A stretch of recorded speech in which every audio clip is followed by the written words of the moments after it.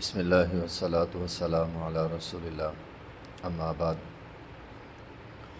یہ صفحہ نمبر ہے 182، آیت نمبر ہے 146 اور 147۔ اعوذ باللہ من الشیطان الرجیم، بسم اللہ الرحمن الرحیم۔ الا الذین تابوا واصلحوا واعتصموا باللہ واخلصوا دینہم للہ فاولئک مع المؤمنین وسوف یؤت اللہ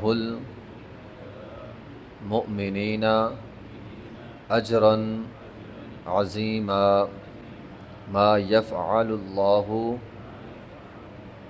بعذابکم ان شکرتم وآمنتم وکان اللہ شاکرا علیما۔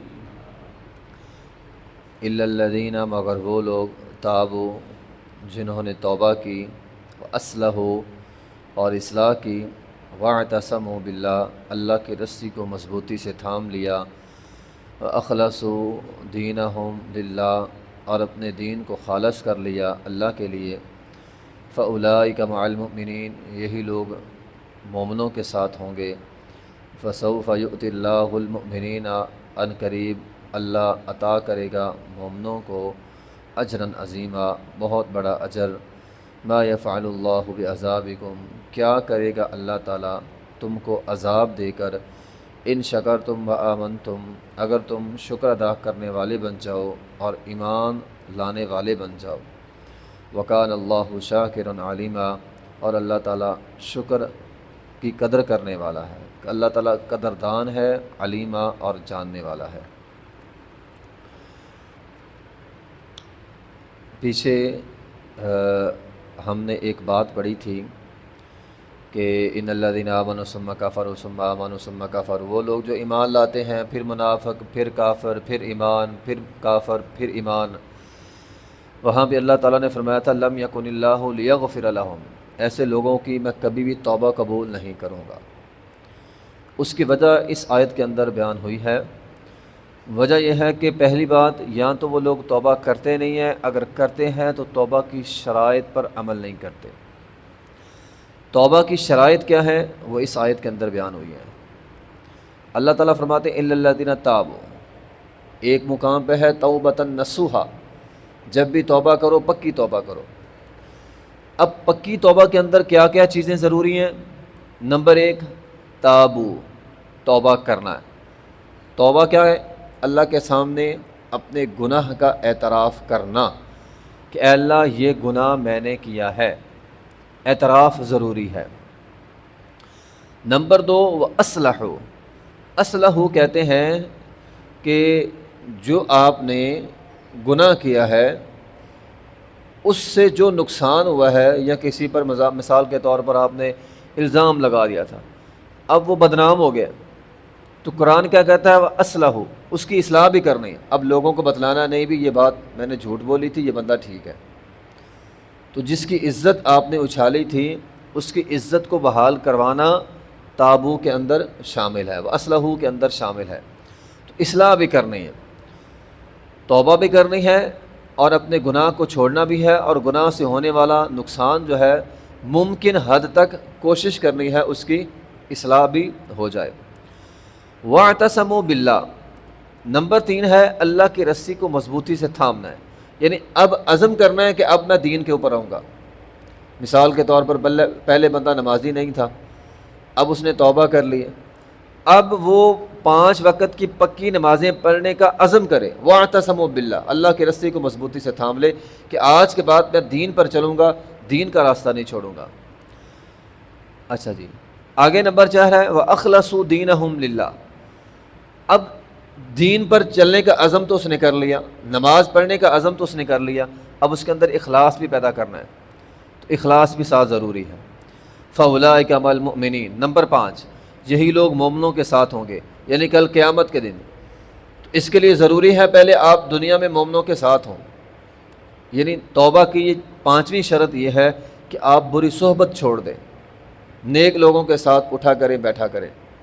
وہ حدیث پڑھی ہے نا ہم نے 100 آدمی کے قاتل میں، کہ اسے کہا گیا تھا تیری توبہ ہو جائے گی لیکن وہ بری مجلس چھوڑ دے جس مجلس کی وجہ سے تو نے 100 بندے قتل کیے ہیں۔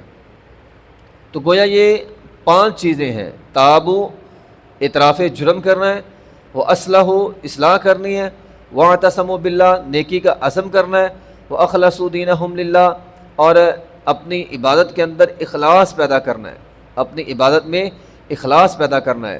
اور نبی علیہ الصلوۃ والسلام کی ایک حدیث ہے، آپ علیہ الصلوۃ والسلام نے فرمایا تھا انما ینصر اللہ هذه الامہ بضعیفها بدعوتہم، اللہ تعالیٰ اس امت کی مدد کرتا رہے گا۔ کب جب جب اس امت کے کمزور لوگ دعا کریں گے، نماز پڑھیں گے اور اپنے اعمال میں اخلاص پیدا کریں گے۔ تو اخلاص ضروری ہے اللہ کی مدد کے لیے، وَأَخْلَصُوا دِينَهُمْ لِلَّهِ، تو اخلاص کے ساتھ عبادت کرنی ہے۔ فَأُولَٰئِکَ مَعَ الْمُؤْمِنِینَ، اور نیک لوگوں کے ساتھ اٹھنا بیٹھنا ہے، چلنا پھرنا ہے۔ جب ہم یہ کام کر لیں گے وَسَوْفَ يُؤْتِ اللَّهُ الْمُؤْمِنِينَ، اللہ تعالیٰ ہمیں ہماری نیکیوں کا اجر دے گا، اجراً عظیمہ، تھوڑا سا اجر نہیں بلکہ بہت بڑا اجر عطا فرمائے گا۔ ما يفعل اللہ بعذابکم، یہ بات بڑی اہم بات ہے۔ اللہ تعالیٰ فرماتے ہیں اللہ تمہیں عذاب دے کر کیا کرے گا، ان شکرتم، اگر تم شکر کرنے والے بن جاؤ۔ شکر، جس طرح توبہ کے اندر اعتراف جرم ہوتا ہے، اسی طرح شکر کے اندر اعتراف نعمت ہوتا ہے۔ اللہ نے جو آپ کو نعمت دی ہے آپ اس کا اعتراف کریں، ہاں اللہ نے یہ مجھے نعمت دی ہے، ٹھیک ہے۔ تو اعتراف نعمت، شکر کا معنی ہے اعتراف نعمت۔ اب یہ 3 طرح ہوتی ہے، ایک ہے دلی طور پر، قلبی طور پر آپ اعتراف کریں کہ میں دل سے اعتراف کرتا ہوں کہ اللہ نے مجھے یہ نعمت دی ہے۔ نمبر 2، قولی طور پر زبان کے ساتھ جملے بولے الحمدللہ اللہ تیرا شکر ہے۔ اور عملی طور پر نمبر 3 عملی طور پر ہے شکر کے آثار ہمارے اعضاء پر نمودار ہوں، اعضاء کے ساتھ بھی اللہ تعالیٰ کا شکر ادا کرنا ہے، نوافل کے ذریعے یا کسی بھی ذریعے سے نیکی کے کام کر کے اللہ تعالیٰ کا شکر ادا کرنا ہے۔ اور یہ تینوں لازم ملزوم ہے۔ اگر آپ کے دل میں یہ احساس پیدا ہو جائے کہ اللہ مجھے نعمت دے رہا ہے، اب ہوتا کیا ہے، مثال کے طور پر آپ نے اللہ سے کوئی چیز مانگی، مثال کے طور پر ایک بندہ کہتا ہے اے اللہ مجھے 100 روپیہ چاہیے، اب اسے 100 نہیں ملتا، اسے 50 ملتے ہیں، اسے 60 مل گئے، 40 نہیں ملے۔ اب ہوتا کیا ہے، شیطان ہمارے دماغ کے ساتھ کھیلتا ہے، ہمارے اعضاء کے ساتھ کھیلتا ہے، اور یہ بات دل میں دماغ میں یہ بٹھا دیتا ہے تجھے 40 نہیں ملے۔ اب 40 نہ ملنے کا بندہ افسوس تو کرتا رہتا ہے، لیکن 60 ملنے کا اعتراف دل میں نہیں ہوتا، یار 60 ملے تو صحیح نا۔ تو وہیں سے شیطان جو ہے وہ حملہ کرتا ہے، وہ بندہ اللہ تعالیٰ کا شکر ادا نہیں کرتا، تو افسوس میں رہتا ہے۔ تو سب سے پہلے دل کے اندر احساس پیدا ہو اللہ نے دیا تو ہے نا، دیا تو ہے نا، اللہ نے جو بھی دیا ہے اس پر شکر ادا کرے۔ جب انسان دل سے شکر ادا کرتا ہے تو پھر لازم بات ہے انسان زبان سے بھی اعتراف کرتا ہے اللہ تیرا شکر ہے، اور پھر انسان کے شکر کے آثار انسان کے اعضاء پر بھی آتے ہیں کہ اللہ واقعی میں تیرا شکر ادا کرتا ہوں، پھر عبادت کے اندر لذت پیدا ہوتی ہے۔ وہ جو حدیث ہے نا کہ نبی علیہ الصلوۃ والسلام ساری رات لمبا قیام کرتے تھے، آپ سے پوچھا گیا وجہ، بھی آپ کے تو گناہ بھی نہیں ہے، کیا جواب دیا تھا آپ نے؟ آپ علیہ الصلوۃ والسلام نے فرمایا تھا شکر ادا کرنے کے لیے۔ جب دل دماغ اعضاء اس کے اندر شکر کا جذبہ پیدا ہو جائے، پھر انسان عملی طور پر نماز یا دیگر عبادات کرتا ہے صرف شکر ادا کرنے کے لیے۔ اے اللہ تیرا شکر ہے تو نے مجھے یہ سارا کچھ دیا ہے، تو شکر ادا کرنے کے لیے۔ تو بہرحال اللہ تعالیٰ فرماتے ہیں ما یفعل اللہ بعذابکم، اللہ نے ہم کو، یہ آیت بتلاتی ہے اللہ نے ہم کو عذاب کے لیے پیدا نہیں کیا، اللہ نے انسانوں کو عذاب کے لیے پیدا ہی نہیں کیا۔ ہمارے باپ کو تو اللہ تعالیٰ نے جنت دی تھی، آدم علیہ السلام کو، تو ہم تو جنتی لوگ ہیں، جنت میں رہنے والے لوگ ہیں۔ تو فرمایا اللہ تعالیٰ فرماتے ہیں ہم تمہیں عذاب نہیں دیں گے، ہم نے کیا کرنا ہے تمہیں عذاب دے کر، نہ ہمیں کوئی غرض ہے، نہ ہمارا کوئی مقصد ہے، ہم تمہیں عذاب کیوں دیں بھی؟ ما یفعل اللہ بعذابکم، ہم تمہیں عذاب دے کر کیا کریں گے؟ ان شکرتم وآمنتم، لیکن تم بھی تو کچھ کرو نا۔ اگر تم شکر ادا کرنے والے بن جاؤ، اور پھر ساتھ وآمنتم، جب شکر دل دماغ کے اندر آ جائے پھر ایمان مضبوط ہوتا ہے۔ اگر شکر ادا کرنے والے ایمان والے بن جاؤ، اللہ تمہیں عذاب دے کر کیا کرے گا؟ تو اللہ عذاب دے کر کیا کرے گا؟ اللہ ہماری قدر کرنے والا ہے، اللہ ہمارے اعمال کی بڑی قدر کرنے والا ہے۔ بہت ساری احادیث کے اندر یہ بات موجود ہے کہ نبی علیہ الصلوۃ والسلام نے فرمایا تھا کہ جہنم میں زیادہ عورتیں جائیں گی، وجہ ناشکری ہے ان کی، تو ناشکری وجہ ہے، ناشکری کی وجہ سے وہ جہنم کے اندر جائیں گے۔ تو اس لیے انسان اللہ جو بھی دیتا ہے، قرآن کے اندر ہے وَلَا تَجِدُ أَكْثَرَهُمْ شَاكِرِينَ، شیطان کی بہت بڑی یہ کوشش ہوتی ہے کہ بندے شکر ادا نہ کریں، وہ ہمیں شکر سے محروم رکھنا چاہتا ہے۔ تو بندے کو اللہ تعالیٰ کا ہر وقت زبان کے ساتھ، دل کے ساتھ، اعمال کے ساتھ شکر ادا کرنا ہے۔ وَكَانَ اللَّهُ شَاكِرًا عَلِيمًا، اللہ بڑا قدردان ہے۔ پیچھے فرمایا اللہ عذاب دے کر کیا کرے گا؟ اب کہا تم شکر کرو تو صحیح، ایمان لاؤ تو صحیح، نماز پڑھو تو صحیح۔ وَكَانَ اللَّهُ شَاكِرًا عَلِيمًا، اللہ کوئی نہیں دیکھتا، بندہ یہ سمجھتا یار میں نے نیکی تو کر لی تھی، کسی کو پتہ ہی نہیں چلا، نہ پتہ چلے کسی کو، تیری نیکی کا کسی ایک کو بھی پتہ نہیں چل رہا، تیری نیکی کی کوئی ایک بھی بندہ قدر نہیں کر رہا، اللہ قدر کرنے والا۔ وَكَانَ اللَّهُ شَاكِرًا عَلِيمًا، اللہ جانتا بھی ہے، اللہ قدردان بھی ہے۔